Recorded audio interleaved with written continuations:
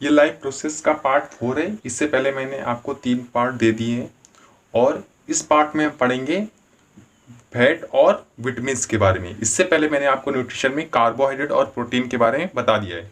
इसमें देखेंगे कि फैट क्या होता है और फैट के कितने टाइप होते हैं। फैट को फर्दर क्लासिफाई किया गया है saturated fat and unsaturated fat में।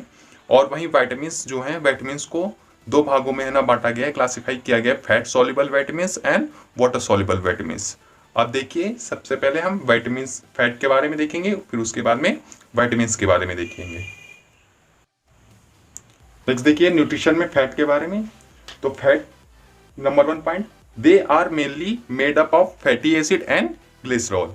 फैट जो होता है ये मेनली किससे मिलकर बने होते हैं? फैटी एसिड और ग्लिसरॉल से मिलकर बने होते हैं। नंबर 2 पॉइंट है, they are large energy molecule and provide us energy in large quantity.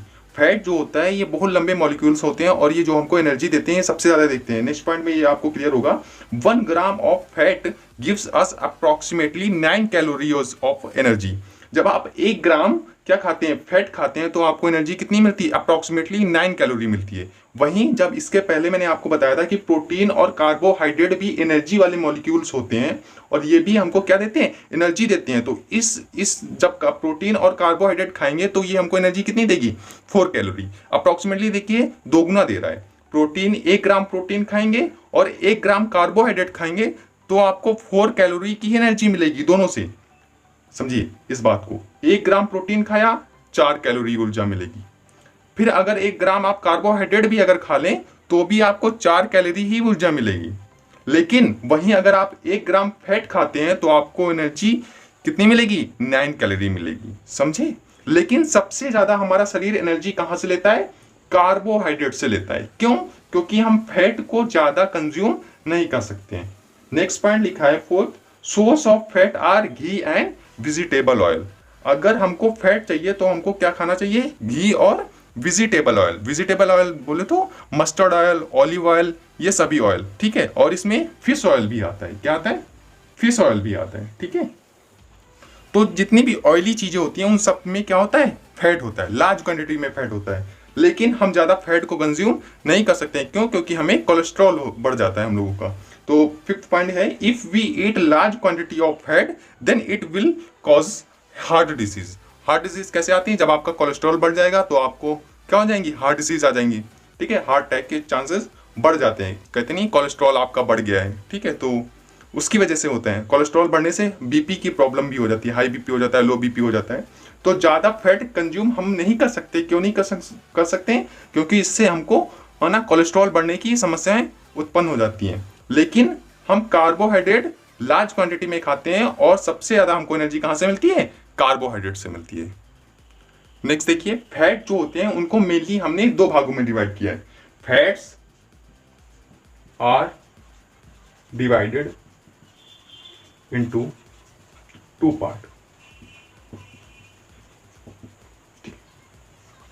कौन कौन सी? सैचुरेटेड फैट और अनसैचुरेटेड फैट। Unsaturated fat. अब सैचुरेटेड आपने क्लास 9th में केमिस्ट्री में पढ़ा होगा कि सैचुरेटेड बोले तो जिसमें अगर कार्बन और कार्बन के बीच में एक बॉन्ड पाया जा रहा है, तो ऐसे जो कार्बन वो एल्केन होते थे उनको क्या कहते थे? है ना, सैचुरेटेड। और अगर वहीं पर 2 बॉन्ड और 3 बॉन्ड पाए जाते थे वहां पर हम कहते थे ये अनसैचुरेटेड है एल्केन, ठीक है। तो सैचुरेटेड में सिंगल बॉन्ड होगा और अनसैचुरेटेड में डबल बॉन्ड होगा और ट्रिपल बॉन्ड होगा। तो इसमें क्या लिखेंगे? They are single bonded fatty acid. हमने बताया था ना फैट किससे मिलकर बनी होती है? फैटी एसिड और ग्लिसरॉल से। तो पहला पॉइंट सैचुरेटेड में क्या लिखेंगे? They are single bonded fatty acid. Example क्या होंगे इसके? वनस्पति घी,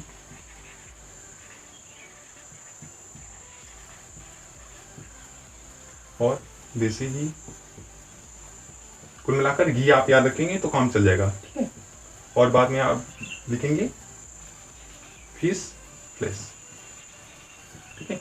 यानी कि जो मछली का जो गोश्त होता है ना, वो उसमें भी क्या होता है, सैचुरेटेड फैट होती है। याद रखिए सैचुरेटेड फैट जो होती है वो बहुत हार्मफुल होती है ना। सैचुरेटेड फैट जो होता है वो क्या होता है, हार्मफुल होता है, हार्मफुल होता है। ठीक, सैचुरेटेड फैट को हम ज्यादा कंज्यूम नहीं कर सकते हैं। और देखिए अनसैचुरेटेड में क्या लिखेंगे, they are double oblique triple bonded fatty acid, fatty acid. इसके एग्जांपल क्या होंगे आपके, जो मैंने आपको बताया था, वेजिटेबल ऑयल, वेजिटेबल ऑयल कौन कौन से, आपके मस्टर्ड ऑयल लिख लीजिए, ऑलिव ऑयल लिख लीजिए, ठीक है। और इसमें फिश ऑयल भी लिख लीजिए। देखिए फिश ऑयल, फिश का जो मछली का तेल होता है वो क्या होता है, अनसैचुरेटेड फैट होता है। और जो फिश होती है, फिश का जो मांस होता है वो सैचुरेटेड फैट में आता है, ठीक है। जो अनसैचुरेटेड फैट होता है इसको हम लोग लार्ज क्वांटिटी में डाइजेस्ट कर सकते हैं, लार्ज क्वांटिटी में डाइजेस्ट कर सकते हैं, और ये हमारे लिए हार्मफुल भी नहीं होता है। लार्ज क्वांटिटी में आप इनटेक करिए और नॉट हार्मफुल, यहां लिख लीजिए नॉट हार्मफुल, ठीक है।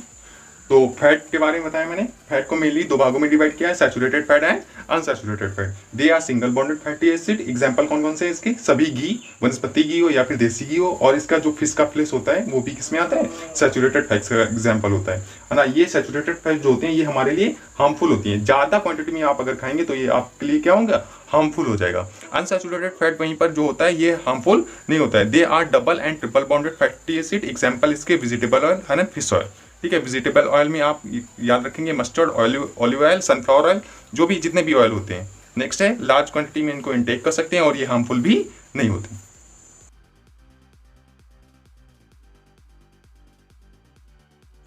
देखिए न्यूट्रिशन में नेक्स्ट टॉपिक रहेगा हमारा विटामिन। तो विटामिन देखिए क्या करती है हमारे शरीर में, vitamin regulate the biological reaction in our body, ये बायोलॉजिकल रिएक्शन को करने में हेल्पफुल रहती है। नेक्स्ट क्या है, lack of vitamins causes many diseases। अगर विटामिन की कमी हो जाएगी तो हमारे शरीर में बहुत सारी बीमारियां हो जाती हैं। देखिए विटामिन करती ये है कि बीमारियों से लड़ने में मदद करती हैं, ठीक है। विटामिन का मेन काम क्या है, vitamin regulate the biological reaction in our body. और दूसरा जो मेन काम होता है इसकी कमी से होता है, lack of vitamin causes many diseases. अगर विटामिन आपके शरीर में प्रचुर मात्रा में पाई जा रही है तो आपको कोई बीमारी नहीं होगी, लेकिन अगर विटामिन नहीं पाई जा रही है तो आपको बहुत सारी डिजीज हो जाती है। इसका नेक्स्ट पॉइंट देखिए आप लोग, विटामिन जो होते हैं, विटामिन को मेनली दो भागों में हमने डिवाइड किया है। Vitamin are divided into two types. Number one is fat soluble vitamin, और number two water soluble vitamin,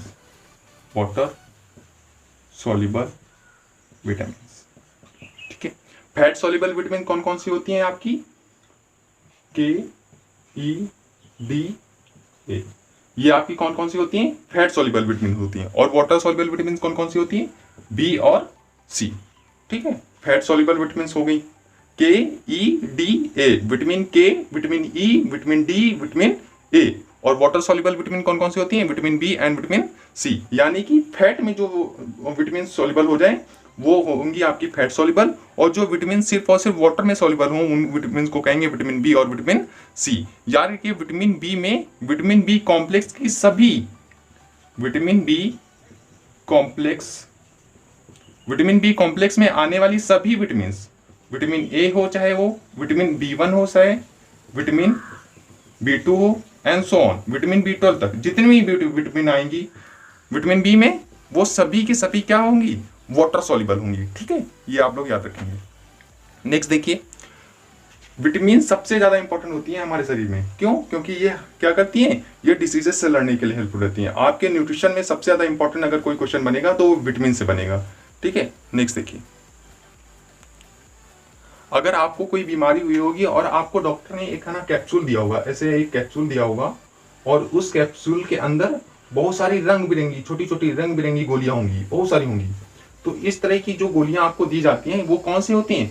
vitamin की गोलियां होती हैं। कौन सी होती हैं? विटामिन की गोलियां होती हैं। इसके अंदर बहुत सारी, एक कोई विटामिन ए के लिए होगी, एक कोई विटामिन बी के लिए होगी, कलरफुल होंगी। कैप्सूल होगा, कैप्सूल के अंदर छोटी छोटी गोलियां होंगी और वो सभी रंग बिरंगी होंगी। तो एक कोई विटामिन अलग अलग विटामिन के लिए होती हैं।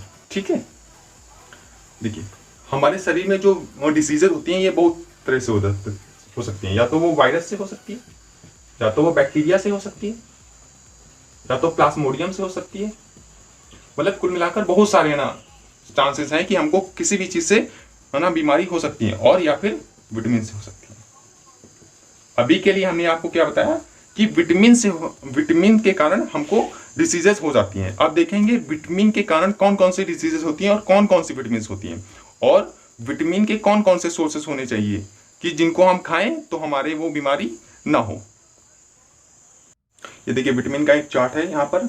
इधर मैंने कॉमन नेम लिखा हुआ है, इधर साइंटिफिक नेम, इधर डिजीजेस और इधर उनके सोर्सेस।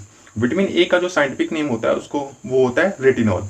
और जब रेटिनॉल की कमी हो जाती है आपके शरीर में तो आपको कौन सी डिजीज हो जाती है? Night blindness. याद रखें, नाइट ब्लाइंडनेस कहाँ होगी? आपकी आंखों में, रतौंधी जिसे कहते हो। नाइट ब्लाइंडनेस रात में दिखाई नहीं देता है। एक्चुअल में इसमें क्या होता है, इसमें जो आपके आंखों में पाए जाते हैं रॉड सेल, आपकी जो रेटिना होती है, पीछे रेटिना पर है ना दो तरह के सेल पाए जाते हैं। एक होता है रॉड सेल, एक होता है कोन सेल। जो रॉड सेल होते हैं ये लाइट के प्रति बहुत सेंसिटिव होते हैं, और जो कोन सेल होते हैं ये कलर के प्रति सेंसिटिव होते हैं। जब कोन सेल जो होती है डैमेज होती है तो आपको होती है कलर ब्लाइंडनेस। कौन सी होती है? Colour blindness. और जब रॉड सेल आपकी डैमेज होती है तो आपको होती है नाइट ब्लाइंडनेस। तो विटामिन ए की कमी से कौन से सेल आपकी डैमेज हो जाती है? Rod cell. और जब रॉड सेल डैमेज हो जाती है तो आपको कौन सी बीमारी हो जाती है? नाइट ब्लाइंडनेस हो जाती है। ठीक है, इतना याद रखेंगे आप लोग। विटामिन ए का साइंटिफिक नेम रेटिनॉल। कौन सी डिजीज हो जाती है? Night blindness. ठीक है, अब देखिए इसके सोर्सेस कहाँ से हैं?